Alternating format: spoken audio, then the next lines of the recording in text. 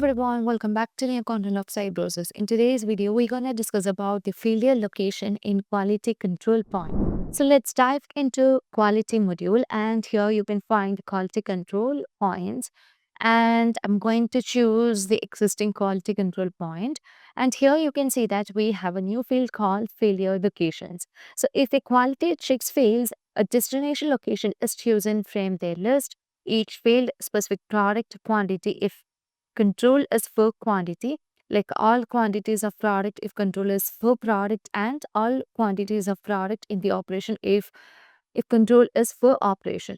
So you can just choose the option from here. I would like to choose it as yeah, let's search for more and let's set the quality control point, like the failure location. So once the product is failed while checking the quality, that will be just moving to the failure locations, which will be WH stock, or you can just set it as you can just create a new location such as WH stock failure, and you can simply move the item to that location.